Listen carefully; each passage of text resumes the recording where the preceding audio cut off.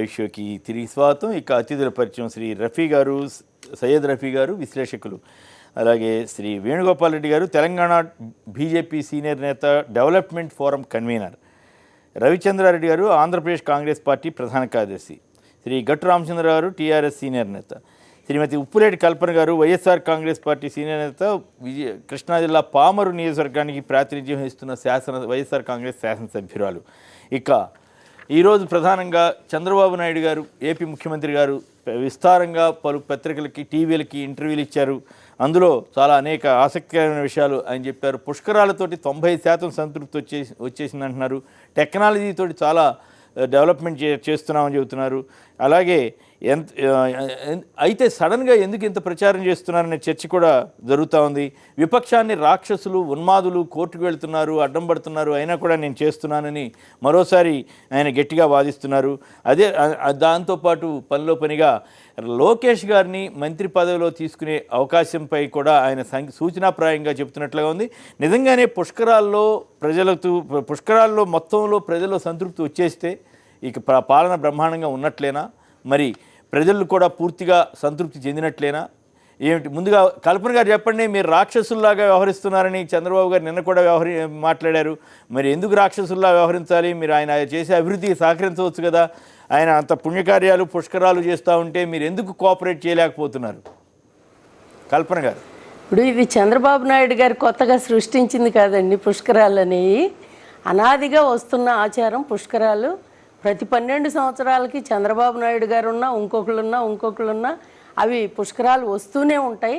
దాన్ని కూడా ప్రచారానికి వాడుకోవాలని చెప్పి ఆయన చూడటం ఆయన కుసంస్కారానికి నిదర్శనం. ఆయన ప్రతిదాన్ని కూడా రాజకీయానికి, ప్రచారానికి వాడుకోవటం అనేది అందరికీ తెలిసిన విషయమే. పుష్కరాలు అయితే ఏమంత గొప్పగా ఏం జరగలేదు. అసలు గోదావరి పుష్కరాలతో పోల్చుకుంటే ఇంకా మరి తక్కువగా కృష్ణా పుష్కరాలకి భక్తులు రావటం, మరి అరేంజ్మెంట్స్ పరంగా చూసుకున్న గోదావరి పుష్కరాల్లోనే ఇబ్బందులు వచ్చినాయి అంటే ఇంకా ఎక్కువగా ఇబ్బందులు పాలయ్యారు భక్తులు. అంతేకాకుండా గోదావరి పుష్కరాలతో పోల్చుకుంటే మరి భక్తులు ఎందుకు తక్కువ వచ్చారనే దాని మీద కూడా వాళ్ళు విశ్లేషణ చేసుకోవాలి. అంతేకాకుండా ఇప్పుడు ప్రస్తుతం ఖరీఫ్ సీజన్ సాగుతున్న సమయంలో ఖరీఫ్కి రైతులకి సాగునీరు అందించకుండా పుష్కరాల మీదే దృష్టి పెట్టి అధికారులందరినీ కూడా పుష్కరాల్లో భాగస్వాములను చేసి మరి ఎవ్వరూ కూడా అందుబాటులో లేకుండా, కనీసం వాళ్ళకి నాట్లు వేసుకోవటానికి నీళ్లు లేక పూర్తిగా ఎండిపోయిన పరిస్థితి. ఈ సంవత్సరం ఇంకా మీరు చెప్పేదాని ప్రకారం మరి పట్టిసీమ నుంచి నీళ్లు ఇచ్చేసాము, కృష్ణా డెల్టా బ్రహ్మాండంగా ఉందని చెప్తున్నారు కదా వారు. మీరేంటి అసలు పంటలు ఎండిపోతాయి అంటున్నారు? ఎవరిది నమ్మాలి? పట్టిసీమ నుంచి అసలు వాటర్ వచ్చింది ఎక్కడండి? 4 రోజులు వచ్చినాయి, తర్వాత మళ్ళీ గండి పడిందని చెప్పి వాళ్ళ నాయకుడే చేపల చెరువులో, రొయ్యల చెరువులో నింపుకోవటం కోసం వాళ్ళ శాసనసభ్యుడే గండి పెట్టి దానికి పెట్టుకుంటే, అది వాళ్ళకి తెలిసి కూడా మళ్ళీ దాన్ని కూడా వైఎస్ఆర్సీపీ మీదే బురద జల్లి మళ్ళీ వైఎస్ఆర్సీపీకి సంబంధించిన నాయకులు అదేవిధంగా జగన్మోహన్ రెడ్డి గారికి పంపించినట్టుగా ప్రచారం చేయటం, ఇవన్నీ కూడా ఆయనకి తెలుసు, అన్నీ తెలిసి కూడా కర్నూలులోనూ అనంతపూర్లోనూ మీటింగ్ జరుగుతున్నప్పుడు ఆయన పట్టిసీమ గండి పెట్టింది కూడా వైఎస్ఆర్సీపీ వాళ్ళు అని చెప్పడం కూడా ఎంత దుర్మార్గం మనం ఒకసారి ఆలోచించాలి. పట్టిసీమ నుంచి వచ్చిన నీళ్ళు అయితే ఏమి కనపడలా. అయితే పట్టిసీమలో గండిపడింది అన్నారు, ఇంతవరకు కూడా మళ్ళీ పట్టిసీమ నుంచి వాటర్ రావటంలా. ఇప్పుడు వరకు కూడా అసలు కనీసం 1/4 ఏరియాలో కూడా వాళ్ళు ఎకరాల్లో కూడా ఇంతవరకు సాగు చేసిన పరిస్థితి లేదు. అసలు దిగువ భూములకైతే కృష్ణా డెల్టా చివరి భూములకి ఇంతవరకు కూడా అనేక గ్రామాల్లో 1 ఎకరాలో కూడా నాట్లు వేసిన పరిస్థితి లేదు. దీనికి వాళ్ళు మరి ఊదరగొడతా ఉన్నారు ప్రచారం. 1 ఎకరా కూడా ఎండకుండా ప్రతి ఎకరాకి నీళ్లు అందిస్తామని చెప్పి చెప్పుకుంటా ఉన్నారు. ఇవన్నీ కూడా ప్రచారమే కానీ చేసేది మాత్రం శూన్యం. మరి వాళ్ళు దృష్టి అంతా ప్రచారం మీద, లేకపోతే ఏ కార్యక్రమం ద్వారా పార్టీ ప్రచారం చేసుకోవచ్చు అనే దాని మీద తప్పించి చేసే కార్యక్రమం మీద కూడా వాళ్ళకి దృష్టి ఉండదు. మరి పుష్కరాల్లో చూసుకుంటే రోజు హారతులు అని చెప్పి ఆయన అక్కడ గోదావరి కృష్ణ సంగమం దగ్గర హారతుల కార్యక్రమం రోజు సాయంత్రం పెట్టి మరి వేల కోట్ల రూపాయలు వెచ్చించి దాదాపు 1600 కోట్ల రూపాయలు అక్కడ పెట్టడం జరిగింది పుష్కరాల ఖర్చు. రైట్. కానీ అక్కడ చూస్తే కనీసం 2000 మంది కూడా ఏ రోజు కూడా 2000-1500 మంది కంటే ఎక్కువ లేరు. దానికి ప్రతిరోజు ఏదో ఒక ప్రతిజ్ఞ తీసుకుంటున్నాం అని చెప్పి ఆ వచ్చిన వాళ్ళతో ప్రతిజ్ఞ చేయించటం.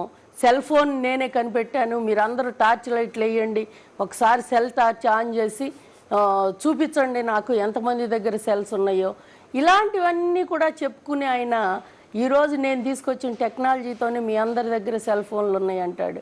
తర్వాత ఇలాంటి అన్నీ ప్రతిదీ మరి ఆ అమ్మాయి గెలవటం, మెడల్ గెలవటం కూడా నా ఘనతే అని చెప్పటం. గోపీచంద్కి ఆ రోజు నేను 5 ఎకరాల భూమి ఇచ్చా, అందువల్లే అకాడమీ ఏర్పాటు చేశాడు, దానివల్ల చాలామంది క్రీడాకారుల్ని మరి ఆ స్థాయికి తీసుకెళ్ళానని చెప్పుకోవటం, ఇవన్నీ కూడా ఆయన ప్రచార పిచ్చి ఎక్కువ అండి, అంతేగాని ఇంకా వేరే ఏమీ లేదు. మరి ప్రచారం వల్లే కానీ, ప్రచారం చేసుకోవటానికి ఇవన్నీ చెప్తున్నాడు కానీ ఆయన పుష్కరాల్లో స్పెషల్గా చేసింది ఏమీ లేదు. అనేక ఇబ్బందులు పడ్డారు, చాలా మంది చనిపోవటం కూడా జరిగింది.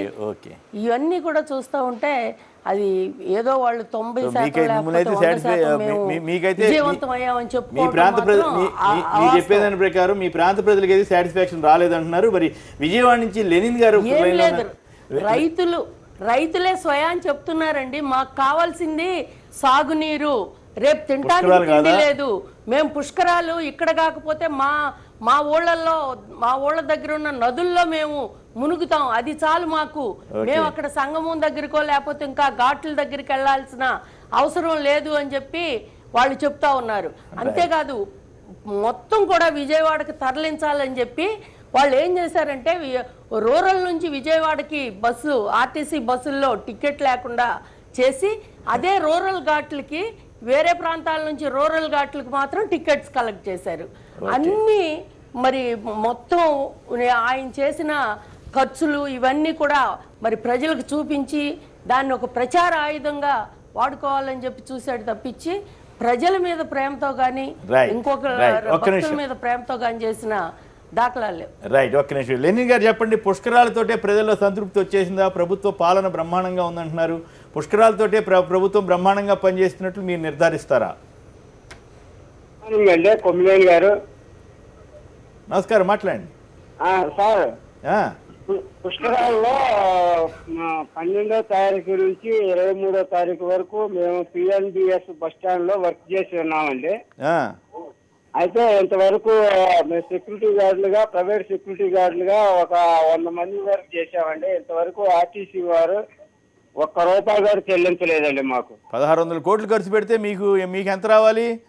మాకు రోజుకి ఆర్టీసీ వాళ్ళు ఇచ్చింది 500 అంక, కనీసం మాకు కాంట్రాక్టర్ కనీసం 200 లక్ష కూడా కనీసం ఇవ్వలేదండి ఈ రోజు వరకు కూడా. ఇంతవరకు ఇవ్వాలా? మీ అందరికి కలిపి ఎంత ఇవ్వాల్సి ఉంటుంది? ఇదండి మా పరిస్థితి.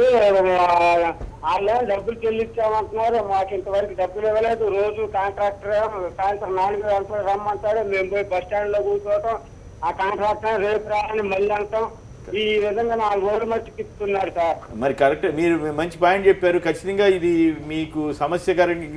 మరి చంద్రబాబు నాయుడు గారు బ్రహ్మాండంగా చేసాం పుష్కరాలు, మొత్తం అంతా ప్రజలంతా సంతృప్తిగా ఉన్నారంటున్నారు కదా, మీరెందుకు సంతృప్తిగా లేరు? మేము కష్టపడిన డబ్బులే మాకు ఇంతవరకు తిప్పలేదు కొమ్మినేని గారు. ఇవ్వట్లేదా? మరి గవర్నమెంట్ లో మీ ఎమ్మెల్యేలకి డ్యూటీలు చేసి ఉన్నామండి. మీ ఎమ్మెల్యేలకి ఎవరికి చెప్పట్లేదా? మీ ఎమ్మెల్యే కానీ ఎవరికి చెప్పలేదా? బోండా ఉమామేశ్వరరావు వాళ్ళంతా నాయకులు ఉన్నారు కదా అక్కడ తిరుగుతున్న వాళ్ళు, వాళ్ళంతా మేము వాళ్ళ ఎవరి గురించి మమ్మల్ని ఆడుతున్నారండి. బయట రాకుండా సార్ బిజీగా ఉన్నారు అని అంటున్నారు సార్. ఓకే, సరే, మీ సమస్యని ప్రభుత్వం దృష్టికి వెళ్తుందని ఆశిద్దాం, చూద్దాం. మరి ప్రభుత్వం స్పందించి మీకు నిజంగా పుష్కరాలంటే ఈ రకమైనటువంటి సామాన్యులకి రావాల్సిన డబ్బులు రావటం తప్ప ఇంకోటి కాదు. అది వీళ్ళకి కూడా సంతృప్తి కలిగించినప్పుడు అప్పుడు చంద్రబాబు గారు ఇంకా సంతృప్తి అని చెప్పుకుంటే ఇంకా బాగుంటుంది. రఫీ గారు, మీది కూడా విజయవాడే కదా, పుష్కరాలతోటే ప్రజల్లో సంతృప్తి వచ్చేస్తుందా? సరే, ఇప్పుడు పుష్కరాలు విజయవాడలో జరిగినాయి. అయితే నేను విజయవాడ వాసిగా పుష్కరాలని బాగా నిశ్చితంగా పరిశీలించిన వ్యక్తిగా నేను చెప్పేది ఏంటంటే, రాజమండ్రిలో 29 మంది చనిపోయిన తర్వాత పుష్కరాల నిర్వహణలో చంద్రబాబు నాయుడు గారు ఈ విజయవాడ వరకు లా అండ్ ఆర్డర్ విషయంలో చాలా జాగ్రత్తగానే వ్యవహరించాడు. ఎటువంటి అవాంఛనీయ సంఘటనలు జరగలేదు. అది ఒకటి ప్లస్ పాయింట్ ఆ పుష్కరాల్లో.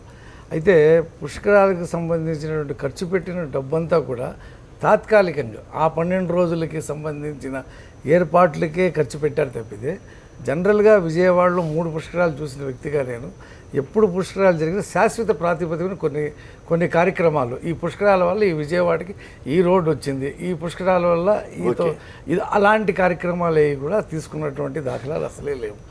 రెండోది ఏంటంటే పుష్కరాల సందర్భంగా అసలు విజయవాడ నగరమే మహా ఇరుకు, మీకు తెలియని విషయం కాదు. కనకదుర్గమ్మ గుడి దగ్గర ఒక రోడ్డు ఉండేది, అక్కడ ఒక బ్రిడ్జి కట్టాలి, ఫ్లైఓవర్ కట్టాలని చాలా రోజుల నుంచి డిమాండ్ ఉంది.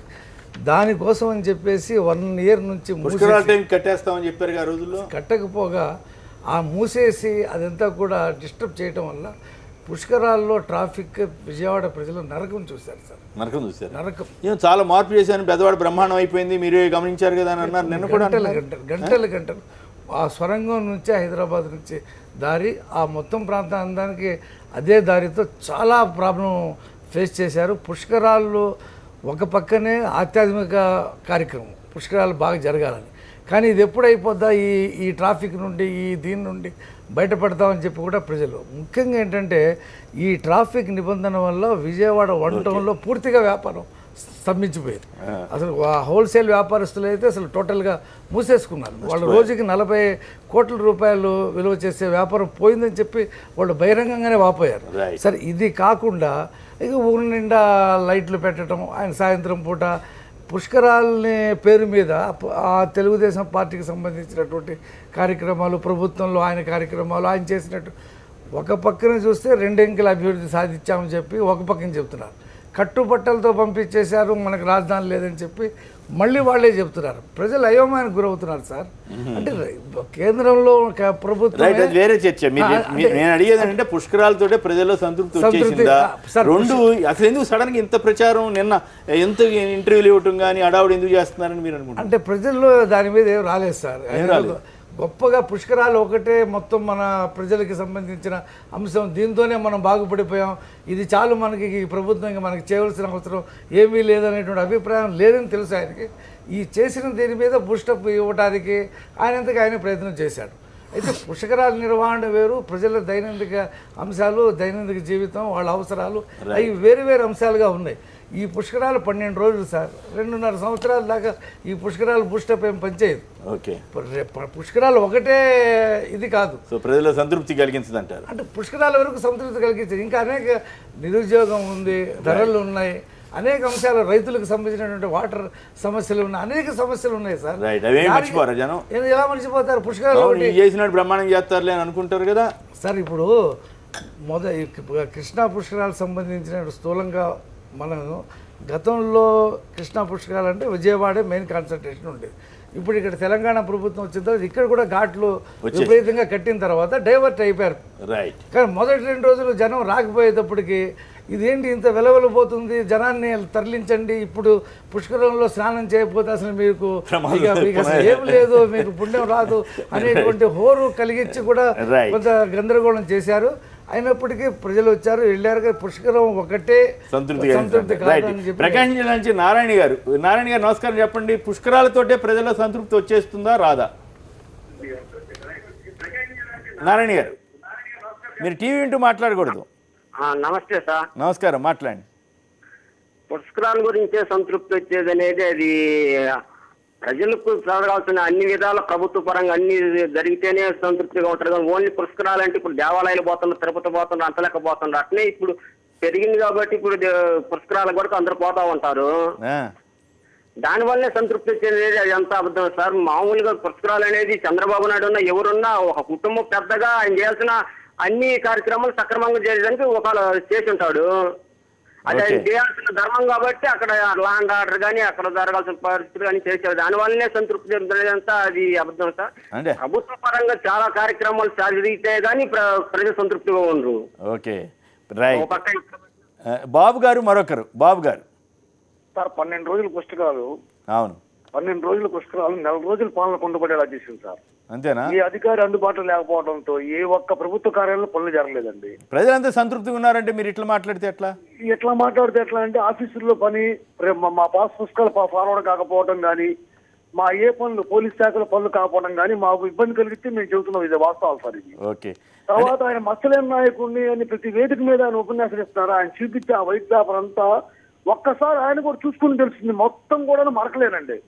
మీరు మరి అన్ని రకాలుగా బాబు మరి అంటున్నారు అట్లా అనకూడదు. నేను వైట్ చాలా మత్స్యలేని నాయకుడిని చూపించే ఆ వైట్ పేపర్ అంటే ప్రజలకు చూపిస్తున్నాం అనుకుంటాం, కానీ ఆయన కూడా ఒక్కసారి ఆ పేపర్ అంతా చూస్తే ఎన్ని మచ్చలు ఉన్నాయో తెలుస్తుంది సార్. అట్లా అంటే ప్రభుత్వంలో తప్పులు జరుగుతున్నాయి అంటారు. కల్లా రాజధాని పేరుతో ఉన్న పొలాలు దండుకోవడం ఇవన్నీ కూడాను ఒక పద్ధతి ప్రకారం చేసుకోవాలంటే ఆయనకు అధికారం కావాలనిపించి ఈ తరుణం తప్పిస్తే రేపు పవన్ కళ్యాణ్ గారు ఇంకా మళ్ళా వైసీపీ నాయకులు ఇంకా పోటీ పెరిగితే మనం మళ్ళీ అధికారం రాగలమో లేదని భయంతోనే ఇప్పుడు లోకేష్ గారిని కూడాను ఈ ఉన్న బలంగా మంత్రి చేయడానికి ఒక మార్గం ఎన్నుకున్నారు. లోకేష్ గారు వస్తే ఏమవుతుంది?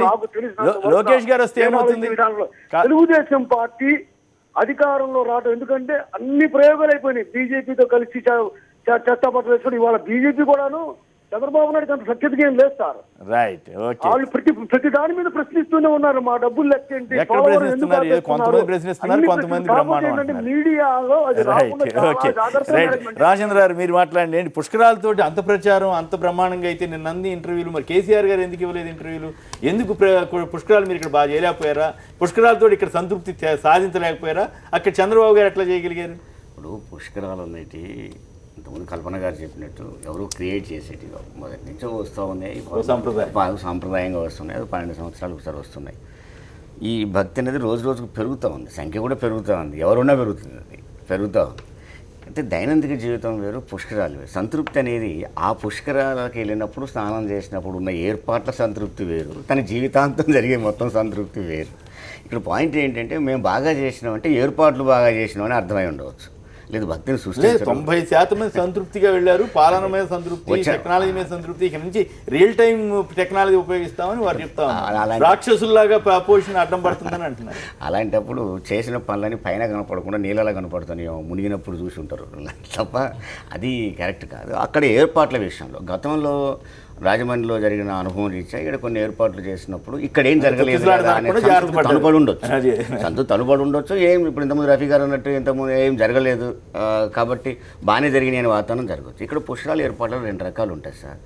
ఎక్కువ ఘాట్లు కట్టి ఎక్కువగా అవకాశాలు కల్పించే ప్రయత్నం చేయడం ఒక పద్ధతి, తక్కువ ఘాట్లు కట్టి ఎక్కువ మందిని ఆహ్వానించి బాగా జనం వచ్చారని చెప్పడం రెండో పద్ధతి.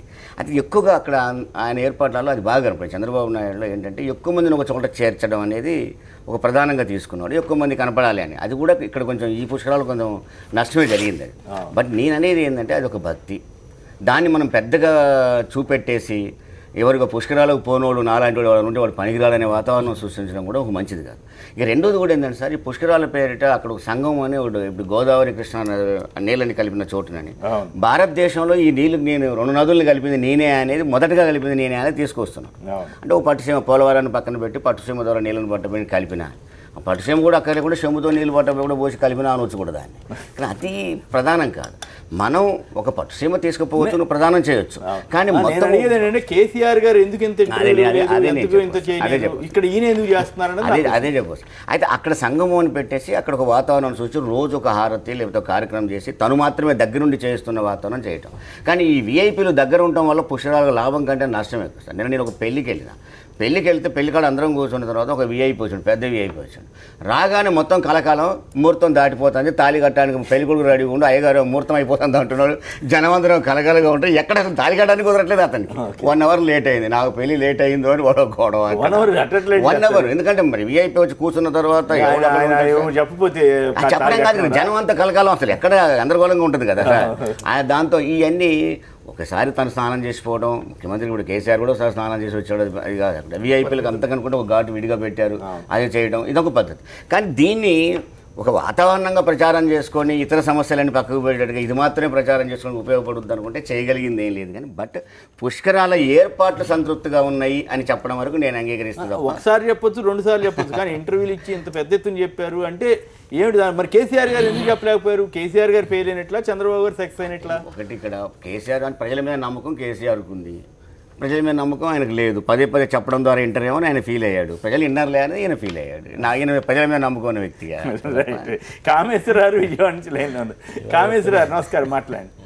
సార్ కామేశ్వర విజయవాడ నుంచి కదా sir, Kameshwara Indian labour party okay Aam Aadmi party spokesperson sir. Okay మాట్లాడండి సార్ పుష్కరాలకి అంత ఇంపార్టెన్స్ ఇవ్వటమే బాగలేదు, కానీ చేయాల్సిన పని చేయాలి. విద్యారంగం అభివృద్ధి అవ్వాలి, పారిశ్రామిక రంగం అభివృద్ధి అవ్వాలి, వ్యవసాయ రంగం అభివృద్ధి అవ్వాలి, వీటి మీద పెట్టాలి. విద్యారంగం 100% విద్య వస్తే తప్పకుండా అది చెప్పుకోవచ్చు. అవునండి. ఇప్పుడు మీరు స్ట్రైట్ గా ఇప్పుడు ఎందుకు చంద్రబాబు గారు ఇంత పెద్ద ఎత్తున ఇప్పుడు కేసీఆర్ గారు ఏమో గ్రామమే విద్యావంతం కాలేదు, అలాంటి వాటి మీద చేస్తే అది విలువ ఉంటుంది. కానీ పుష్కరాలు ఎలాగూ నమ్మకాలు ఉన్నాయి కాబట్టి ప్రజలు ఆ నమ్మకాలతోటి వస్తున్నారు, చేస్తున్నారు. వారికి చేయాల్సిన ఏదైనా హెల్త్ పాయింట్ ఆఫ్ వ్యూలో కానీ పోలీసులు చేయాల్సిన పని కానీ ఏదైనా ఉంటే సమస్యలు ఉంటే పరిష్కారం. అది ఒక మున్సిపల్ కమిషనర్ చేసే పనులు అండి అవన్నీ. ముఖ్యమంత్రి స్థాయి చేయాల్సిన పనులు చేయాల్సిన అవసరం లేదు. ముఖ్యమంత్రి గారు మున్సిపల్ కమిషనర్ ఉద్యోగం చేశారంటారా? కమిషనర్ పోలీసులతో కలిసి పుష్కరాలు నిర్వహిస్తారు. అదేదో దానికి ముఖ్యమంత్రి రావాలి, దాంట్లో కూర్చోవాలి, అక్కడే ఉండాలి. దాని బదులు అసెంబ్లీ పెట్టేసి అసెంబ్లీలో చర్చించుకుంటే విద్యా రంగం మీద, పారిశ్రామిక రంగం మీద, వైద్య రంగం మీద, వ్యవసాయ రంగం మీద చర్చించుకుంటే అది మంచి కార్యక్రమం. కానీ పుష్కరాల్లో కూర్చుని రైట్. మీరు ఒక దాని సమాధానం చెప్పండి. మీరు ఒక మాట చెప్పండి, కేసీఆర్ గారు ఎందుకు ఇక్కడ ఇంటర్వ్యూలు కానీ ఇట్లాంటి ఎందుకు చేయలేదు, వారు ఎందుకు చేశారు? అసెంబ్లీ కూడా జరపలేరు 20 days 1 month. ఎందుకంటే ప్రజల డబ్బులు ఇలా వేస్ట్ చేస్తారు. రైట్, ఓకే, ధన్యవాదాలండి. రవిచంద్ర గారు మీరేమంటారు? ఎందుకు కేసీఆర్ గారు ఇక్కడ అసలు ఇట్లాంటి చేయలేదు, ఆయన అక్కడ ఎందుకు అచ్చంగా అదే పనిలో ఉన్నారు? కేసీఆర్ గారే కాదు సార్, ఇప్పుడు కృష్ణా నది 4 రాష్ట్రాల్లో ప్రవహిస్తున్న తరుణంలో 4 రాష్ట్రాలకు ఒక్కసారి పుష్కరాలు వస్తాయి, కానీ ఆంధ్రప్రదేశ్కి ఏం ప్రత్యేకంగా రాలేదు.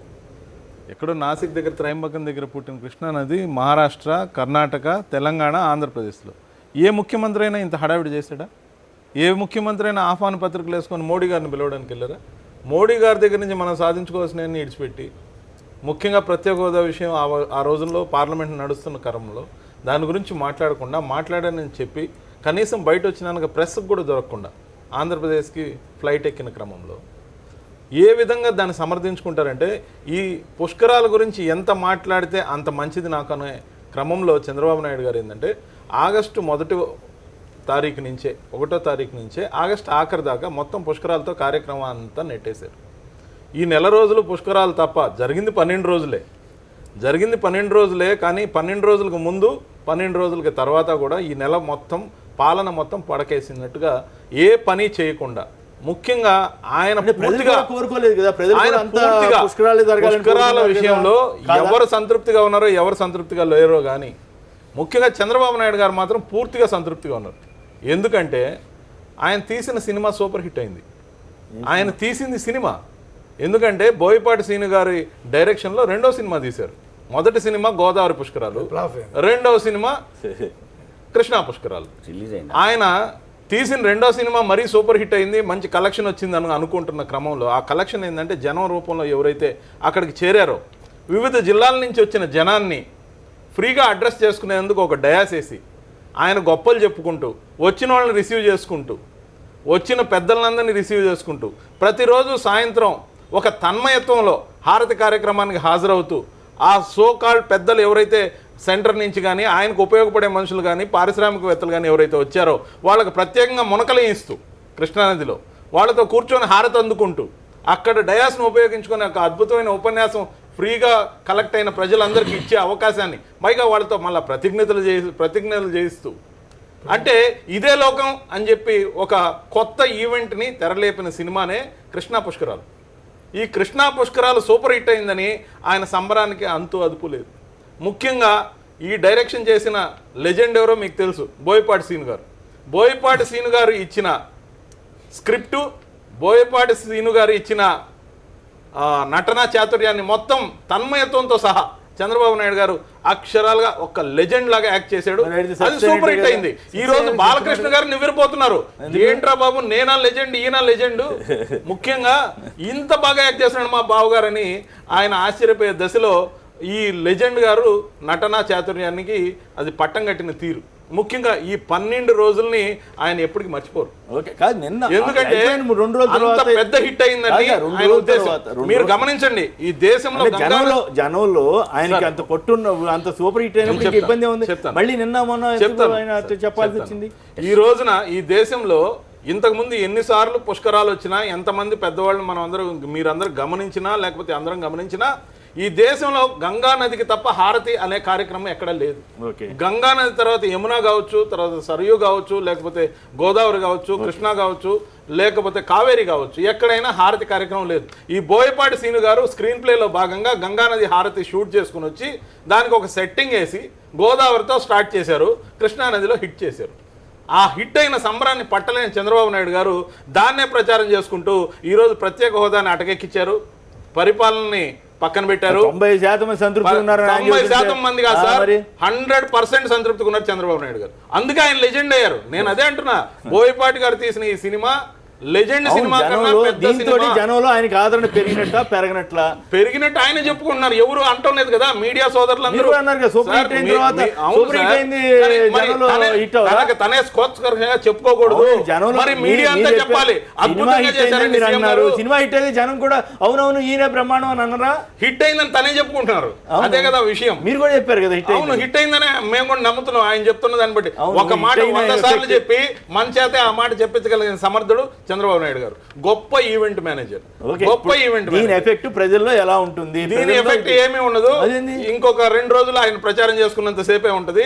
ముఖ్యంగా దీనికి ఎఫెక్ట్ వచ్చేది ఏమన్నా సార్, ప్రజలు వచ్చారు, నీళ్ళల్లో మునిగారు, పాపాలు కడుక్కున్నారు. కానీ ఈయన ఎన్ని పాపాలు కడుక్కున్నారో మనకు తెలియదు. కానీ మొత్తం చెప్పిన మాట చెప్పకుండా అబద్ధం చెప్తూ అక్కడి నుంచి ప్రచారం చేసుకున్న తీరు కొంత జుగుప్సాకరంగా ఉంది.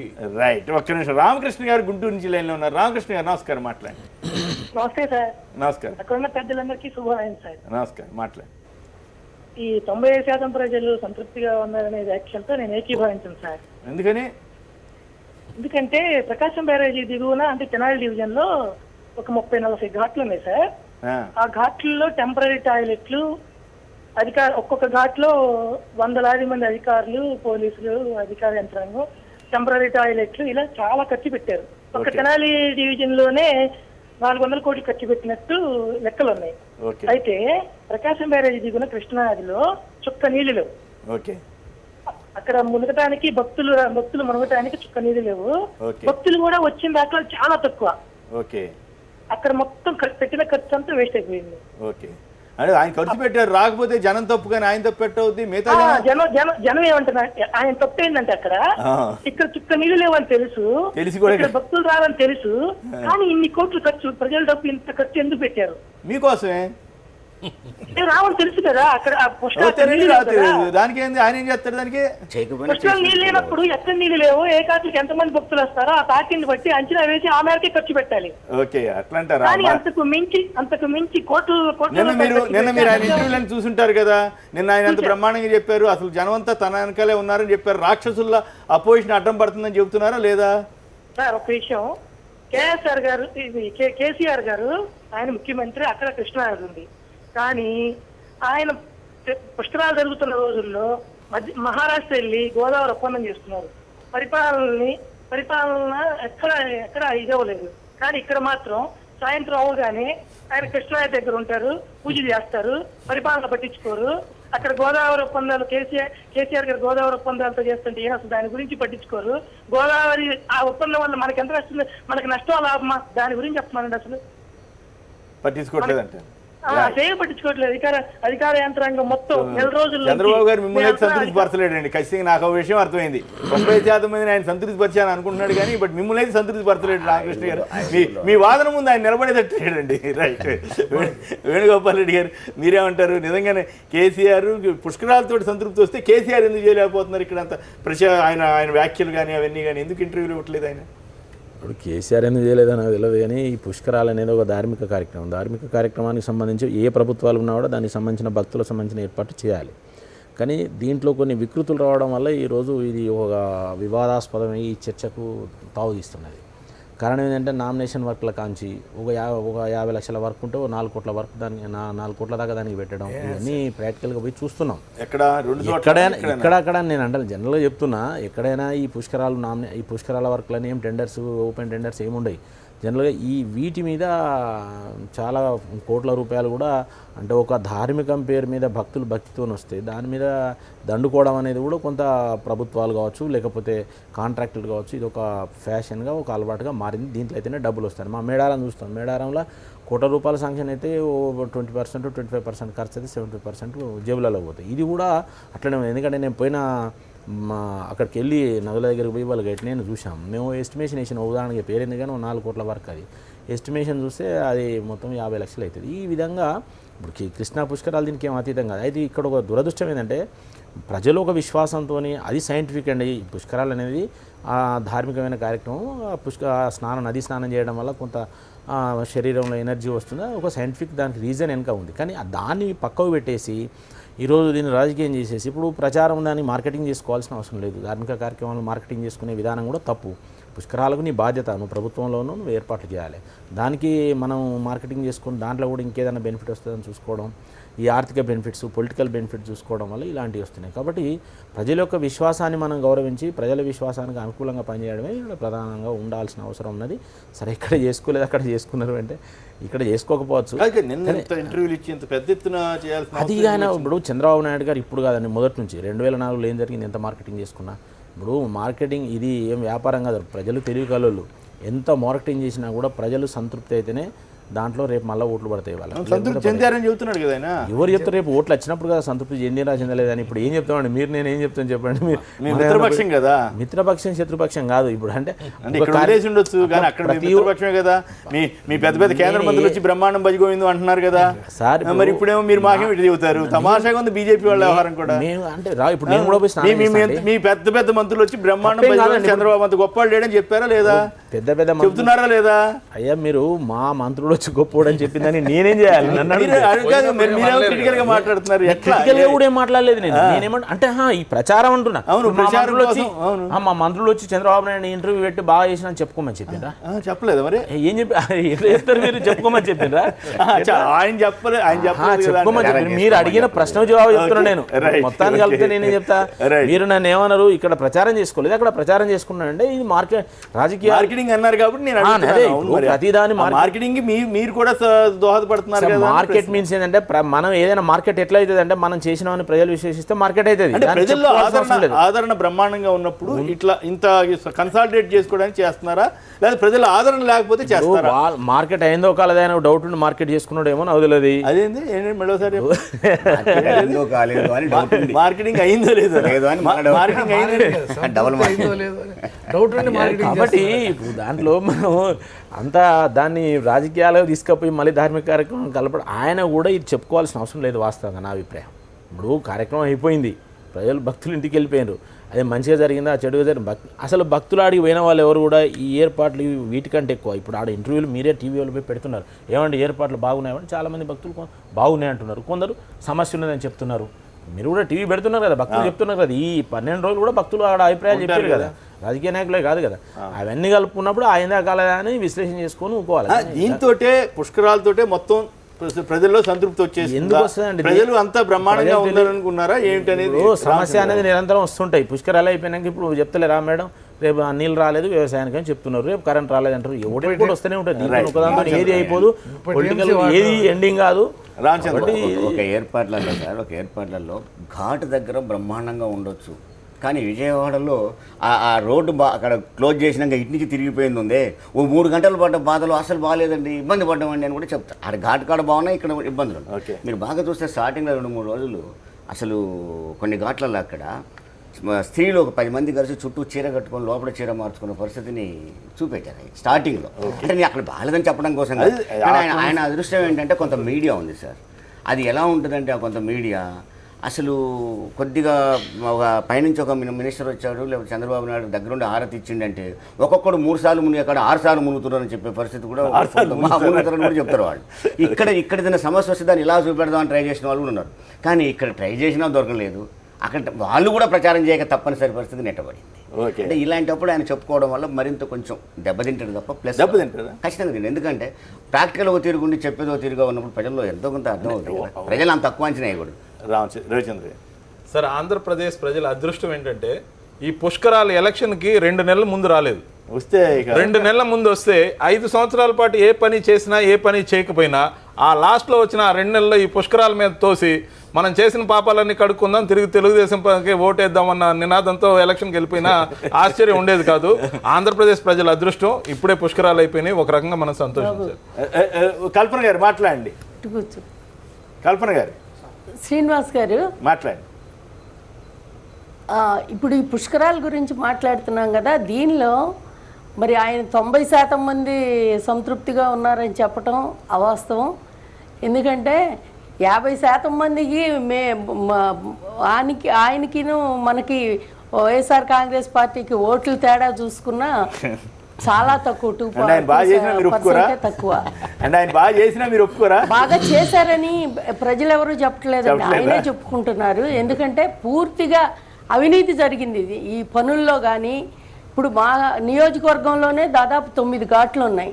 పుష్కరాల కోసం అని చెప్పి శాంక్షన్ చేసిన రోడ్లు కానీ ఒక్క ఘాట్లు తప్పించి మిగతా పనులు ఏవీ జరగల ఇంతవరకు. పూర్తిగా అవినీతి. ఒక్కొక్క దానిలో కనీసం 25% కూడా ఖర్చు పెట్టిన దాఖలాలు లేవు. అయితే ఆయన ప్రజలు, ఆయన నాయకులు, ఆయన కార్యకర్తలు మాత్రం చాలా సంతోషంగా ఉన్నారు. అయితే 90% మంది నా ప్రజలు, నా కార్యకర్తలు సంతోషంగా ఉన్నారు, తృప్తిగా ఉన్నారంటే మేము ఒప్పుకుంటాం. అంతేగాని ఆంధ్ర రాష్ట్ర ప్రజల్లో 90% మంది సంతృప్తిగా ఉన్నారంటే మేము ఒప్పుకోం. ఎందుకంటే ఇక్కడ అవినీతి జరిగింది కాబట్టి ఖచ్చితంగా ప్రశ్నించాల్సిన అవసరం మరి ప్రతిపక్ష పార్టీగా మా బాధ్యత కాబట్టి మేము ప్రశ్నిస్తాం, రాక్షసుల్లానే ఎదుర్కొంటాం. ఎందుకంటే అవినీతి ప్రతి పని మీద కూడా, ప్రతి పని కూడా టెండర్ లేకుండా దాదాపు 106 కోట్ల రూపాయలు ఒక్క కంపెనీకి, సోమా కంపెనీకి నామినేషన్ పద్ధతిలో ఇచ్చారండి. సగం పనులు కూడా అవని ఘాట్లు ఉన్నాయి. ఆ ఘాట్లు అన్నిటినీ కూడా ఘాట్ల మీద కాలేస్తే టైల్స్ ఊడిపోతున్న పరిస్థితి. ఆ 12 రోజులు కూడా వాళ్ళు చేసిన పనులు లేవు, పుష్కరాలు పూర్తయ్యేదాకా కూడా. ఇవి కేవలం తాత్కాలికంగానే చేశారు తప్పించి శాశ్వత ప్రాతిపదిక మీద ఈ పనులు చేయలే. కాబట్టి పుష్కరాలకు పెట్టిన 1600 కోట్లు బూడిదలో పోసిన పన్నీరే తప్పించి అది ప్రజలకి లేకపోతే రాష్ట్రానికి మరి దాని ద్వారా వేసిన రోడ్లు కూడా ప్రజలకు భవిష్యత్తులో కొంతకాలం అన్నా ఉపయోగపడే పరిస్థితి అయితే లేదు. కాబట్టి మేము మరి అధికార పార్టీ చేసిన అవినీతి మీద, అధికార పార్టీ చేసుకుంటున్న అసత్య ప్రచారం మీద మేము ఎదుర్కొంటాం. రైట్. ఏదైనా చంద్రబాబు నాయుడు గారు వ్యూహాత్మకంగానే ప్రజల్లో ఏదన్నా దాన్ని కన్సాలిడేట్ చేసుకోవడానికా, లేదా ప్రజల్లో ఏదైనా తేడా వచ్చింది దీన్ని ఎస్టాబ్లిష్ చేసుకోవడానికి ఇది ఉపయోగపడుతుందని వ్యూహంతో కానీ మొత్తం మీద విస్తారంగా గత కొద్ది రోజులుగా ప్రచారం చేస్తున్నారు. అయితే ప్రధానంగా కేసీఆర్ గారు అయితే మాత్రం దీని జోలికి పోకుండా ప్రజల్లో. అందుకనే ఆయన ఈ రకంగా ఏదో ఒక ఈవెంట్ తీసుకొచ్చి, ఇంతకుముందు పెద్దలు చెప్పినట్టు ఆయన చాలా చక్కటి ఈవెంట్ మేనేజరు, ఇలాంటి ఈవెంట్ ఏదో తీసుకొచ్చి దాన్ని ప్రచారానికి వాడుకుంటారు. అదేవిధంగా ఒకే విషయాన్ని పదే పదే చెప్తూ దాన్ని ఎస్టాబ్లిష్ చేయాలని చూస్తారు. అదేవిధంగా అసత్యాలను కూడా పదే పదే చెప్తే అది సత్యం అని చెప్పి ప్రజలు నమ్ముతారనే గొప్ప నమ్మకం ఉంది ఆయనకి. అందుకే అలాంటివన్నీ కూడా పదే పదే చెప్పి ప్రజల్ని నమ్మించాలని చెప్పి తక్కువ వాళ్ళేం కాదు. కల్పన గారు, మరి ఆయన చెప్తున్నారంటున్నారు, మీరు కూడా చెప్పండి. మీ వల్ల కాదా, చేయలేరా మీరు అట్లా అబద్ధాలు చెప్పలేరా? మీరు కూడా చెప్పండి. అందరూ చెప్పలేరు కదండి, ఆయన చెప్పినంత ఇదిగా అబద్ధాలు అందరూ చెప్పలేరు కదా. ఇప్పుడు అసత్యాలు, అబద్ధాలు చెప్పి ఏ విధంగా అధికారంలోకి వచ్చారో ప్రజలే తెలుసుకుంటున్నారు. మేము చేసే గడప గడప కార్యక్రమానికి వెళ్తుంటే వాళ్లే స్వయంగా ముందుకు వచ్చి అన్ని అబద్ధాలేనమ్మా చెప్పింది, మీరు ఇచ్చినవి అన్ని కరెక్టే, మీరు ఇచ్చిన ప్రజా బ్యాలెట్ లో ఉన్న ఐటమ్స్ అన్ని కరెక్టే, ఆయన అంత మోసం చేశాడని వాళ్లే చెప్తున్నారు. ఇక తెలంగాణ ఇష్యూలోకి వెళ్దాం. చెప్పండి వేణుగోపాల్ రెడ్డి గారు, మీరు ఏమంటారు? ఈ జానారెడ్డి గారు నిన్న చాలా గట్టిగా చెప్పారు, చారిత్రక తప్పిదం అంటున్నారు. బీజేపీలో తగాదాలు వచ్చినాయంట, 2 రకాల అంట. కొందరేమో ఒప్పందం ఘనం అంటున్నారు, కొందరేమో కాదంటున్నారు. ఇదేదో మీ దాంట్లో కూడా చిచ్చుబడినట్లుంది. మా దాంట్లో ఏం చిచ్చలేదండి, మేము అంతా ఒక అభిప్రాయంతోనే ఉన్నాం. కానీ ఏ అభిప్రాయంతో ఉన్నారు? ఒప్పందానికి అనుకూలమా వ్యతిరేకం? చెప్తున్నా కదా, మీరు అడిగిన ప్రశ్న జవాబు చెప్తాను నేను. ఇప్పుడు జానారెడ్డి గారు మాట్లాడినా, ఇంకెవరు మాట్లాడినా వాళ్ళు కాంగ్రెస్ మాట్లాడేది తప్పండి ఫస్ట్ బేసిక్గా. ఎందుకంటే 10 సంవత్సరాలు వాళ్ళు అధికారంలో ఉన్నారు. ఒక్క నిమిషం, 10 సంవత్సరాలు అధికారంలో ఉన్నారు. కేంద్రంలో, రాష్ట్రంలో, మహారాష్ట్రలో సేమ్ గవర్నమెంట్లు ఉన్నాయి. అప్పుడు వాళ్ళు ఏం చేయలేదు. ఇప్పుడు అక్కడ నుంచి ఇక్కడ వరకు అప్పుడు వాళ్ళు పెట్టినప్పుడు 16 లక్షల ఎకరాలతో ఈ ప్రాజెక్ట్ని డిజైన్ చేసిండ్రు. తలా ఓకాడు ఉంటే తోకకాడ పని మొదలు పెట్టిండ్రు. ఓ 10,000 కోట్లు వేస్ట్ చేసిండ్రు. ఏం పని కాలేదు. సరే తెలంగాణ వచ్చింది, కొత్త ప్రభుత్వం వచ్చింది. కొత్త ప్రభుత్వం వచ్చిన తర్వాత ఒక ప్రయత్నం చేసింది. వాళ్ళు మహారాష్ట్ర ప్రభుత్వం 152కు ఒప్పుకోలేదు. ఇప్పుడు ఇలా 2 పార్టులు ఉన్నాయి. ఒకటో ఎల్లంపల్లి వరకు ఈ యొక్క డ్యాములు కట్టి ఎల్లంపల్లి వరకు నీళ్ళు తీసుకురావడం ఒకటి. ఎవరైనా ఎల్లంపల్లి నీళ్ళు తీసుకురావాలి. ఎల్లంపల్లి నుంచి ఇవతల మిగతా ప్రాంతాలకు మిగతా జిల్లాలో నీళ్ళు తీసుకుపోవడం, ఎగ్జిక్యూషన్, కాంట్రాక్టులు ఇదంతా ఒకటి. కాబట్టి ఆ ఫస్ట్ పార్ట్ ఏదైతే ఇప్పుడు ప్రభుత్వం మహారాష్ట్ర ప్రభుత్వంతో ఒప్పందం చేసుకున్నదో ఉన్న పరిస్థితులలో 152కి ఎవరు వ్యతిరేకం కాదు, కాంగ్రెసే కాదు, మేము వ్యతిరేకం కాదు, ఎవరు వ్యతిరేకం కాదు. కానీ అక్కడ సాధ్యం కావడం లేదు. ఇప్పుడు పోలవరం చిన్నప్పటి నుంచి చూస్తున్నాం, మనం కట్టలేకపోతున్నాం. ఇప్పుడు ముంపు ప్రాంతము ఎత్తు పెంచడం అనే వివాదంతో పెట్టుకుంటే ఎన్నేళ్ళైనా మనం ప్రాజెక్ట్ కట్టలేము. అలాంటప్పుడు దాన్ని మనం ఏదో రకంగా కట్టిన తర్వాత దాన్ని ఎన్హాన్స్ చేసుకోవచ్చు, ఇప్పుడు ఆల్మట్టి చేసుకున్నట్టు. కాబట్టి ఇప్పుడు ప్రభుత్వం ఒక ముందడుగేసింది, ప్రయత్నం చేసింది, కాలేదు, ముందడుగేసింది. అక్కడ ప్రభుత్వం ఇక్కడ ప్రభుత్వం ఒక కామన్ అండర్స్టాండింగ్లో కడుతున్నది. కట్టేదాన్ని మీరు ఎందుకు వ్యతిరేకిస్తారు? మీరు కట్టలే కదా, కట్టనియండి. కట్టినాక దబన మళ్ళీ ఏదైనా ప్రభుత్వాలు మారితే మీకు దబన అవకాశం వస్తారో నాకు తెలియదు, వస్తే మీరు పెంచండి ఎత్తు, పర్మిషన్ తీసుకురాలి. ఎందుకు తీసుకురాలి? జానారెడ్డి గారు నేను తీసుకొస్తున్నాడు, ఎందుకు తీసుకురాలేదు? మీరు ఉన్నప్పుడు తీసుకురాకుండా ఇప్పుడు మాట్లాడే అర్థమే ఉన్నది. కాబట్టి వాళ్ళు ఏదో ఒక మంచి ప్రయత్నం జరిగింది, ఒక పని నడుస్తున్నది, కొంత నీళ్ళు వస్తాయి, మీరు అనుకున్నంత రాకపోవచ్చు, తక్కువనే వస్తాయి అనుకుందాం, కానీ అదైనా నడుస్తున్నది కదా పని. కాబట్టి ప్రతిదాన్ని రాజకీయం చేసి నెగిటివ్ పోవడం ఎందుకు? కాబట్టి ఆడ వచ్చింది. ఇక్కడ కూడా తుమ్మిడిహెట్టి దగ్గర కట్టేది ఆదిలాబాద్. బీజేపీ నేతలు తీవ్రంగా వ్యతిరేకిస్తున్నారు. లక్ష్మణ్ గారు అన్నారు ఈ చారిత్రకం కాదు, పాడు కాదు. వాళ్ళు మాట్లాడిన కోణం వేరండి. అక్కడ ఏంటంటే మిగతా ప్రతిపక్షాలను కలుపుకుపోవడం కానీ, దాని ఒక డిపిఆర్ పెట్టలేదనేది కానీ, తర్వాత దానికి ఇవాళ పత్రికల్లో కూడా వచ్చింది, ఇంగ్లీష్ పత్రికల్లో కూడా వచ్చింది, బీజేపీలో దీంతో చిచ్చుపడింది. ఒకటి మాట్లాడితే దాన్ని ఇంకే మొత్తం వ్యతిరేకించినట్టయితే, ఒకటి సపోర్ట్ చేస్తే మొత్తం సపోర్ట్ చేసినట్టయితే అక్కడి వరకు సపోర్ట్ అండి. ఇప్పుడు అట్లాంటి మేము చెప్తున్నాం డిపిఆర్ లేదు, ప్రభుత్వం డిపిఆర్ ఎందుకు బయట పెట్టలేదు, అది కూడా మాట్లాడుతున్నాం. మేము 2 అంశాలు మాట్లాడుతున్నాం, మంచిని మాట్లాడుతున్నాం, చెడుని మాట్లాడుతున్నాం.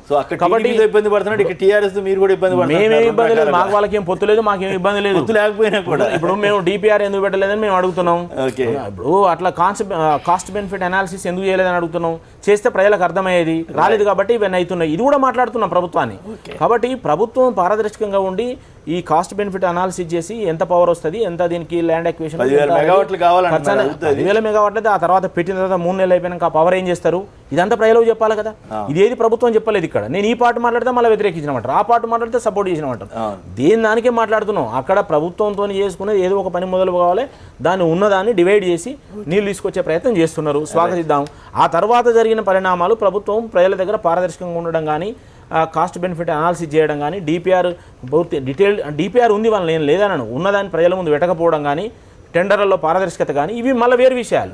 దీని మీద మేము మాట్లాడుతున్నాం. హైదరాబాద్ నుంచి వెంకటయ్య గారు నమస్కారం, మాట్లాడండి. నమస్కారం అందరికీ. నమస్కారం.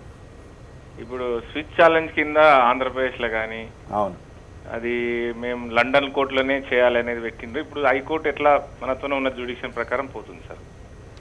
చంద్రబాబు గారు అది తెలుసుకోవాలి. ఇంకోటి సార్, ఈవెంట్ మేనేజర్ అని మనం అందరం అనుకుంటున్నాం గత 4-5 చర్చల నుంచి 2-3 వారాల నుంచి. ప్రతి చిన్నదానికి అక్కడ ఒక వెయిటర్ తీసుకొచ్చి ఇచ్చే ఏదన్నా బోకే కూడా సారే తీసుకొచ్చిస్తున్నారు చంద్రబాబు సారు. ఎవరు? చంద్రబాబు సారే తీసుకొచ్చిస్తున్నారు సార్ పుష్కరాలలో. అక్కడ ఒక ఎవరో పెట్టి మనం ప్రోగ్రామ్ లో చూస్తుంటాం, ఎవరో ట్రే మీద తెచ్చిచ్చేది కూడా చంద్రబాబు నాయుడు గారు అందుకొని ఇస్తున్నారు, నాయుడు గారు. ఇవన్నీ చూస్తుంటే ప్రజలను మభ్యపెట్టి చాలా చాలా రైతులకు ఏం చేయకుండా, వర్షాలు వస్తలేవు, ఇవి వస్తలేవు, ఒక నెలకే 47 టీఎంసీలు అడుగుతున్నారు, 3 నెలలకు అడగాలనా, దాని అవసరాన్ని బట్టి అడిగితే అన్ని పరిష్కారం అవుతుంది. కానీ సార్ మీరు చెప్పేదాన్ని చర్చలు నేను చెప్పేటివి ఉన్నాయి సార్. నమస్కారం. రైట్, బాగా చెప్పారు. ఇప్పుడు విషయం సార్, చంద్రబాబు నాయుడు గారు ఇంత బలంగా ఎందుకు ప్రజలు సంతృప్తిగా ఉన్నారని చెప్తున్నారంటే, ఒక పక్కనే వైఎస్ఆర్సీపీ గడప గడపకి ఈ ఫెయిల్యూర్స్ని తీసుకుని వెళ్ళే కార్యక్రమం చేస్తుంది. ఈయన సొంతంగా ఒక సర్వే నిర్వహించుకున్నాడని చెప్పి పత్రికల్లో వచ్చింది. ఆ సర్వేలో మన పట్ల సంతృప్తిగా లేరు, మీరు మన ప్రభుత్వ పథకాలన్నీ కూడా ప్రజల దగ్గరికి తీసుకుని వెళ్ళాలని చెప్పి ఆయన నిర్దేశించినట్టు కూడా పత్రికల్లో వచ్చింది. మరి ఆ పని ఆ పార్టీ నాయకులు చేయలేకపోతున్నారనేటువంటి దీని మీద ఈ పుష్కరాలు బాగా నిర్వహించాం, సమర్థవంతంగా నిర్వహించామని చెప్పి ఈయనే బలంగా ప్రచారంలోకి. మీకు అట్లా అనిపించిందా? జనంలో నిజంగా వ్యతిరేకత ఉందా, సానుకూలత ఉందా? ఆయన చెప్పినట్టు 90% సంతృప్తి ఉందా? అంటే వ్యతిరేకత అంటే ఇక్కడ అసంతృప్తి ఉందండి. వ్యతిరేకత అని నేను అనలేను. చంద్రబాబు నాయుడు ప్రభుత్వం అధికారానికి వచ్చిన తర్వాత ఆయన ఎన్నికలకు ముందు చెప్పినటువంటి ఏ ఒక్క అంశం కూడా చేయలేదనేటువంటి అసంతృప్తి. అసంతృప్తి ఉండటం వేరు, వ్యతిరేకత ఉండటం వేరు. అసంతృప్తి ఉన్నా కూడా మరి గెలవచ్చుగా. అంటే ఇంకా అసంతృప్తి వ్యతిరేకత ఎప్పుడు మారుతుందని కొంత టైం ఇస్తారు కదండి. ఇప్పుడు 2.5 సంవత్సరాలు అయింది, ఇంకా 2.5 సంవత్సరాలు చేస్తాడేమో అని. సరే, ఇంకొక విషయం చెప్తాను. విజయవాడ వరకు, విజయవాడలో మీకు కూడా తెలుసు, చారిత్రాత్మకంగా పీడబ్ల్యూడీ గ్రౌండ్ అంటారు, అది స్వరాజ్య మైదానం అంటారు. దాన్ని చైనా కంపెనీకి ఇచ్చేస్తున్నట్టు పత్రికల్లో వచ్చేసింది. మేమంతా కూడి దాన్ని వ్యతిరేకిస్తూ హైకోర్టు దాకా వెళ్ళే కార్యక్రమం చేసాం, సభలు సమావేశాలు పెట్టాం. ఇప్పుడు ఈ పుష్కరాల సందర్భంగా వెంకటేశ్వర స్వామి గుడి, అనేక దేవాలయాలు కట్టారు. భక్తులందరూ కూడా విపరీతంగా సందర్శించి బాగా సంతృప్తి చెందారు. అంటే ఇదే గ్రౌండ్ చైనా కంపెనీకి అక్కడ పర్మనెంట్ స్ట్రక్చర్స్ పెట్టుంటే ఈ ఏర్పాటు ఉండేది కాదు. అంటే చెప్తున్నాను ఏంటంటే ఆయన ముందు ఒక నిర్ణయం చేస్తాడు సార్, తర్వాత మళ్ళీ దాని నుండి వెనక్కి వస్తాడు. ఏది స్పష్టమైనటువంటి విషయం ప్రజలకు చెప్పండి. 10,000 మెగావాట్లు ఎట్లా తెస్తారు? ఒక పక్క ఆంధ్ర ప్రభుత్వం మీద నిన్న రఘువీరారెడ్డి గారు కూడా చాలా ఘాటుగా మాట్లాడారు. అసలేం పట్టించుకోవట్లేదు, ఇది కరెక్టా కాదా అని. ఇప్పుడు నిన్నటి రోజున తెలంగాణ ప్రభుత్వం, ఒక్క నిమిషం అండి, తెలంగాణ ప్రభుత్వం ఏదైతే ఒప్పందం తీసుకుందో ఆ ఒప్పందము మహారాష్ట్ర తెలంగాణ కలిసి తీసుకున్నాయి. కానీ విభజన చట్టంలో క్లియర్గా రూల్ నంబర్ 90 సెక్షన్ 4 ప్రకారం, సబ్సెక్షన్ 4 ప్రకారము ఏ ప్రాజెక్టు కొత్తగా నిర్మించాలన్నా గోదావరి నది మీద కానీ కృష్ణా నది మీద కానీ కేంద్ర ప్రభుత్వం వాటర్ బోర్డ్ కౌన్సిల్ అప్రూవల్ కావాలి. అది లేకుండా ముగ్గురు ముఖ్యమంత్రులతో అపెక్స్ కౌన్సిల్, 2 ముఖ్యమంత్రులతో అపెక్స్ కౌన్సిల్ కూడా పెట్టారు. కానీ మన ముఖ్యమంత్రి గారు గోదావరి ఒప్పందంలో మనం హక్కుదారు అయినప్పటికీ మన ముఖ్యమంత్రి గారు సంతకం లేదు. మన ముఖ్యమంత్రి గారు ఇది ఎక్కడ అన్యాయం అడిగింది లేదు. ఈ అన్ని అన్యాయాలు అడగకుండానే పుష్కరాల ప్రచారం కోసం వెళ్ళి ఇక్కడ జనాలకు నిజంగా రావాల్సిన నీటి చుక్క లేకుండా చేసి రేపు ఉత్తరోత్తర గోదావరి పుష్కరాలు ఉండవు, కృష్ణా పుష్కరాలు ఉండవు. ఇలా కానీ చేస్తే ముఖ్యంగా నీళ్ళన్నీ పైన, ఇప్పుడు ఒప్పందం జరిగినప్పుడు ఏమయ్యా మాకు హక్కు ఉంది, మా హక్కుని నువ్వు కాకుండా మీరు ఎలా కుదుర్చుకుంటారు అని అడగలేని నిస్సహాయం. జానారెడ్డి గారి విమర్శ మీద నేను ఒక మాట చెప్తాను. జానారెడ్డి గారు కాంగ్రెస్ గవర్నమెంట్లోనే కాదు, తెలుగుదేశం గవర్నమెంట్లో కూడా అగ్రికల్చర్ మినిస్టర్ చేసిన వ్యక్తి. అప్పటి నుంచి ఇన్ని సంవత్సరాల అనుభవం ఉన్న తర్వాత నెక్స్ట్ మేము గెలిస్తే నేను తీసుకొచ్చేవాడిని 152 ఎత్తు అన్నాడు. మరి ఇన్ని సంవత్సరాలు 152 ఎవరు తేవద్దన్నారు? కేంద్రంలో అధికారంలో ఉండి, మహారాష్ట్రలో అధికారంలో ఉండి, ఒకేసారి ఆంధ్రప్రదేశ్లో అధికారం 3 చోట్ల మీరే ఉన్నప్పుడు కూడా తేలేని పరిస్థితిలో ఉన్నారు. నేను అనేది ఏంటంటే ఇన్నేళ్ళు తేని దాన్ని ఇప్పుడు తెచ్చిన దాన్ని బట్టి విమర్శించి ప్రజలకు అన్యాయం చేసే ప్రయత్నం చేయొద్దు. అదే జానారెడ్డి గారి ప్రయత్నం ఏంటంటే మొదటి నుంచి కాంగ్రెస్లో కొద్దిగా టీఆర్ఎస్కి అనుకూలంగా ఉంటాడు జానారెడ్డి గారు, ఒక పేరు ఉంది. దాన్ని పోగొట్టుకునే ఏమైనా ప్రయత్నం చేస్తున్నాడేమో తప్ప అదేదో ఆయన నిజమైన విమర్శ కాదు. రైట్. రఫీ గారు, వేణుగోపాల్ రెడ్డి గారు, అట్లాగే మన రవిచంద్రారెడ్డి గారు, గట్టు రామచంద్ర గారు, కల్పన గారు పలువురు మాట్లాడారు. అందరికి కూడా ధన్యవాదాలు. ఇది నేటి వార్తా విశ్లేషణ కార్యక్రమం. నమస్కారం.